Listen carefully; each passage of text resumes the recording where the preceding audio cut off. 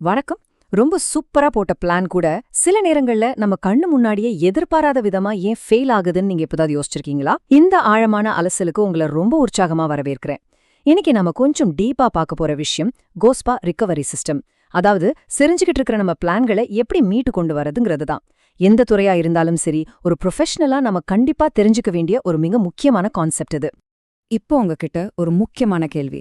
பேப்பர்ல பார்க்க ரொம்ப பர்ஃபெக்ட்டா இருக்கிற ஒரு பிளான் நிஜ உலகத்துல எக்ஸிக்யூட் பண்ணும்போது ஏன் சொதப்புது? என்னதான் நம்ம ஸ்ட்ராட்டஜி ரொம்ப நேர்த்தியா இருந்தாலும் அதை களத்துல இறக்கும் போது பல சவால்களை சந்திச்சு அது உடையும் போது நமக்கு வர்ற அந்த ஏமாற்றம், அது நம்ம எல்லாருக்கும் ரொம்ப பரிச்சயமான ஒண்ணுதான் இல்லையா? அந்த பிழைகள் எங்க நடக்குதுன்னு புரிஞ்சுக்கிறது தான் நம்ம வெற்றியோட முதல் படி.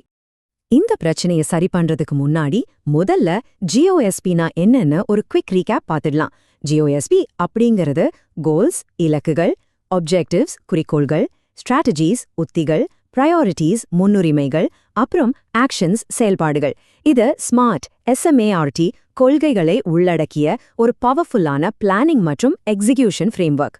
இந்த ஒரு ஸ்ட்ராங்கான கட்டமைப்பையே நிஜ உலக சவால்கள் எப்படி உடைக்குது, அதை மறுபடியும் எப்படி ஒட்ட வச்சு ரொம்ப ஸ்ட்ராங்கா மாத்துறதுன்னு தான் நம்ம கத்துக்க போறோம். இன்னைக்கு நாம பயணிக்கிற பாதை ரொம்ப தெளிவா இருக்க போகுது. 1. The execution reality check. 2. Diagnosing the root cause. 3. Triage the 4 major setbacks. 4. The recovery action plan. மற்றும் 5. 6 enablers for success. வாங்க நேரா விஷயத்துக்குள்ள போயிடலாம். முதல் பகுதி தி எக்ஸிகியூஷன் ரியாலிட்டி செக். அதாவது நம்ம திட்டங்களோட யதார்த்த நிலை. சரியான ஒரு பேக்கப் சிஸ்டம் இல்லாம எந்த ஒரு பிளானும் ரியாலிட்டியை தாங்கி நிற்கவே முடியாது. சரி, இப்போ ஒரு பிளான் ஃபெயில் ஆக போகுதுன்றதுக்கான வார்னிங் சிக்னல்ஸ் என்னென்னு பாப்போம். குறிப்பிட்ட டைம்குள்ள ஒரு வேலையை முடிக்க முடியாம போறது, பட்ஜெட்டை தாண்டி செலவாகிறது, நம்ம டீமோட அவுட்புட் ரொம்ப குறைவா இருக்கிறது, அப்புறம் செஞ்ச வேலையவே திரும்ப திரும்ப செய்யற டெக்னிக்கல் பிரச்சனைகள். இங்க நீங்க நோட் பண்ண வேண்டிய முக்கியமான விஷயம் என்னன்னா, இதெல்லாம் வெறும் அறிகுறிகள் மட்டும்தான், உண்மையான வியாதி கிடையாது. இரண்டாவது பகுதி டயக்னோசிங் தி ரூட் காஸ். இப்போ நாம கொஞ்சம் டிடெக்டிவ் மூடுக்கு மாற வேண்டிய நேரம் வந்தாச்சு. நம்ம பிளானை கொல்ற அந்த உண்மையான மூலக்காரணம் என்னன்னு ஆழமா தோண்டி எடுக்கணும். அறிகுறிக்கும் உண்மையான காரணத்துக்கும் பெரிய வித்தியாசம் இருக்குங்க. உதாரணத்துக்கு நம்ம டீமோட ப்ரொடக்டிவிட்டி குறைவா இருக்கிறது ஒரு அறிகுறி தான். ஆனா அதோட ரூட் காஸ் என்னவா இருக்கும்? அவங்க கிட்ட சரியான ஸ்கில்ஸ் இல்லாம இருக்கலாம், இல்லைன்னா மோட்டிவேஷன் கம்மியா இருக்கலாம், சில சமயம் நாம கொடுத்த டைம்லைன் ரொம்ப ஓவரா கூட இருந்திருக்கலாம். அதனால 5 வைஸ் மெத்தட் மாதிரியான டூல்ஸை யூஸ் பண்ணி உண்மையான காரணத்தை கண்டுபிடிக்கிறது ரொம்ப ரொம்ப முக்கியம். மூன்றாவது பகுதி ட்ரியாஜ் தி 4 மேஜர் செட்பேக்ஸ். அதாவது ஹாஸ்பிட்டல்ல எமர்ஜென்சி வார்டில் பேஷண்ட்ஸை பிரிக்கிற மாதிரி நம்ம பிளானுக்கு ஏற்பட்டிருக்கிற பாதிப்புகளை நம்ம இப்போ வகைப்படுத்த போறோம். நம்ம மூளைக்கு சுலபமா புரியுற மாதிரி இந்த சவால்களை 4 கலரா பிரிச்சுக்கலாம்.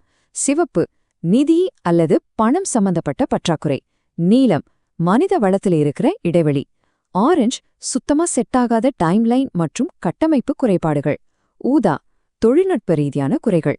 இந்த மாதிரி கேட்டகரைஸ் பண்றது எக்கச்சக்கமான பிரச்சனைகளுக்கு நடுவுல ஒரு தெளிவான வழியை நமக்கு காட்டும். சரி, இந்த பின்னடைவுகளை எப்படி அடிச்சு நொறுக்கிறது? அதுக்கான ரெக்கவரி மெத்தட் ரொம்ப சிம்பிள் தான். முதல்ல பிரச்சனைய சீக்கிரமா ஐடென்டிஃபை பண்ணுங்க. 2வது சரியான ரிப்பேர் ஸ்ட்ராட்டஜியோட உடனே ஆக்ஷன் எடுங்க. 3வது அதுக்கான குறிப்பிட்ட டூல்ஸை யூஸ் பண்ணி சால்வ் பண்ணுங்க. அண்ட் ஃபைனலி பாசிட்டிவான மைண்ட் செட்டோட வின் பண்ணுங்க. Identify, act, solve, win. இதுதாங்க அந்த சீக்ரெட் ஃபார்முலா. 4வது பகுதி தி ரிகவரி ஆக்ஷன் பிளான். கொஞ்சம் முன்னாடி நாம பார்த்த அந்த 4 முக்கிய பின்னடைவுகளையும் சரி பண்றதுக்கான ஸ்பெசிஃபிக்கான எமர்ஜென்சி ட்ரீட்மெண்ட்ஸ் என்னென்னு இப்ப பார்க்கலாம். பணம் சம்பந்தப்பட்ட பிரச்சனைன்னு வரும்போது நம்ம கொஞ்சம் நிதானமா யோசிக்கணும். கேஷ் ஃப்ளோ தடையாகிறது, இல்லனா ஃபண்ட்ஸை தப்பா அலோகேட் பண்றதுனால இந்த பிரச்சனை வரும். இதுக்கு என்ன தீர்வு? கம்பெனிக்கு உடனே பணத்தை கொண்டு வர்ற கேஷ் ஃப்ளோ பாசிட்டிவ் வேலைகளுக்கு முதலிடம் கொடுங்க. அவசியமில்லாத செலவுகளை உடனே நிறுத்துங்க. அதே மாதிரி மாற்று நிதி ஆதாரங்களையும் தேட ஆரம்பிங்க. இது ரொம்ப முக்கியமான ஒரு பிவோட். அடுத்து நம்ம டீம் சம்பந்தப்பட்ட சவால்கள். ஸ்கில்ஸ் பற்றாக்குறை அல்லது ஓவர்லோடு தான் இங்க மெயின் வில்லன். இதுக்கு ஸ்கில் கேப் மேட்ரிக்ஸ் ஒன்று ரெடி பண்ணி யாருக்கு என்ன ட்ரைனிங் தேவைன்னு கண்டுபிடிங்க. இன்னொன்று ராசி மெத்தட், அதாவது ரெஸ்பான்சிபிள், அக்கவுண்டபிள், கன்சல்டட், இன்ஃபார்ம்டு. யாருக்கு என்ன பொறுப்புன்னு ரொம்ப ரொம்ப தெளிவா பிரிச்சு கொடுத்துட்டாலே பாதி பிரச்சனை முடிஞ்சிடும்.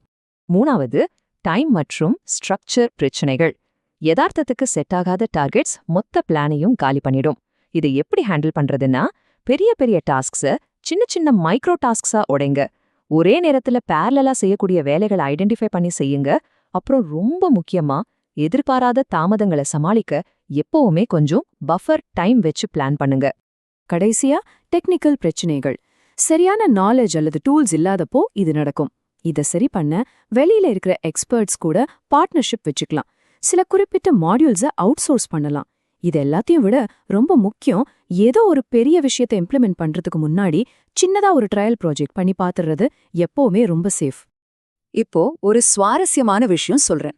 நம்ம பிரச்சனைகளை ட்ராக் பண்றதுக்கு ஸ்ட்ரகிள் டு சொல்யூஷன் ட்ராக்கர் அப்படிங்கிற ஒரு அட்டவணை முறையை யூஸ் பண்ணலாம். பிரச்சனை என்ன, அதுக்கான காரணம் என்ன, யார் அதுக்கு பொறுப்பு, டெட்லைன் என்னன்னு எல்லாத்தையும் கண் முன்னாடி வெளிப்படையா காட்டுற ஒரு பவர்ஃபுல்லான விஷுவல் டூல் இது. பொறுப்புணர்வை செட் பண்றதுக்கும் ரியல் டைம்ல ரெக்கவரியை ட்ராக் பண்றதுக்கும் இது ஒரு உண்மையான கேம் சேஞ்சர். கடைசி பகுதிக்கு வந்துட்டோம். 5, 6 enablers for success. நீங்க கஷ்டப்பட்டு ரெடி பண்ண அந்த GOSP பிளான் லாங் டேர்ம்க்கு சக்சஸ்ஃபுல்லா ரன் ஆகுறதுக்கான 6 சீக்ரெட்ஸ் இதுதான். மேனேஜ்மெண்ட் குரு பீட்டர் ட்ரக்கர் சொன்ன ஒரு ஃபேமஸான கோட் இருக்கு, culture eats strategy for breakfast. இது ரொம்பவே வேடிக்கையான ஆனா ஆழமான உண்மை. நீங்க உருவாக்குன ஸ்ட்ராட்டஜி எவ்வளோ சூப்பரா இருந்தாலும் சரி, உங்க கம்பெனியோட கல்ச்சர் சரியில்லைன்னா அந்த ஸ்ட்ராட்டஜியை அது பிரேக்ஃபாஸ்ட்டுக்கு சாப்பிட்டுட்டு போய்கிட்டே இருக்கும். அதனால சரியான வேலை கலாச்சாரம் ரொம்ப ரொம்ப முக்கியம். இப்போ அந்த முதல் 3 சீக்ரெட்ஸ குயிக்கா பாப்போம். 1, ப்ராசஸ் டிசிப்ளின், தவறாம நடக்கிற வீக்லி ரிவ்யூஸ். 2, டீம் ஓனர்ஷிப், நம்ம ஆட்களுக்கு சரியான அதிகாரத்தை கொடுத்து வேலை வாங்குறது. 3, பிளானிங் அண்ட் சினாரியோ திங்கிங், எது நடந்தாலும் அதை சமாளிக்க எப்பவுமே ஒரு பிளான் பி ரெடியா வச்சிருக்கிறது. நீண்டகால வெற்றின்னு வரும்போது வேகம் முக்கியமில்ல, கன்சிஸ்டன்சி தான் முக்கியம். பேலன்ஸ் இருக்கிற அந்த 3 விஷயங்களை இப்ப பார்க்கலாம். 4, விசிபிலிட்டி, என்ன நடக்குதுன்னு எல்லாருக்கும் தெரியற மாதிரி ஒரு டிரான்ஸ்பரண்டான சிஸ்டம். 5, டாக்குமெண்டேஷன், நாம எடுக்கிற முடிவுகளையும் செய்யற தவறுகளையும் சரியா பதிவு செய்யறது. 6, ரெசிலியன்ஸ் கல்ச்சர், தவறுகளை பார்த்து பயப்படாம அதை ஒரு ஃபாஸ்டான ஃபீட்பேக்கா எடுத்துக்கிட்டு அடுத்த கட்டத்துக்கு மூவ் ஆகுற ஒரு முற்போக்கான கலாச்சாரம். ரொம்ப அருமையான ஒரு பயணத்தோட முடிவுக்கு நம்ம வந்துட்டோம். இப்போ கடைசியா உங்களுக்கான ஒரு ஹார்ட் ஹிட்டிங்கான கேள்வி. உங்க பிசினஸோட ரொம்ப முக்கியமான ஒரு பிளான் நாளைக்கு எதிர்பாராத விதமா ஃபெயில் ஆச்சுன்னா உங்களோட பிளான் பி என்ன? இந்த கேள்வி உங்க ப்ராஜெக்ட்ஸை உடனே ஒரு ஆடிட் பண்ண உங்களை தூண்டும்னு நம்புறேன். இந்த லேர்னிங்ஸை உங்க பிசினஸ்ல அப்ளை பண்ணுங்க, சவால்களை தகர்த்தெறிங்க. All the best.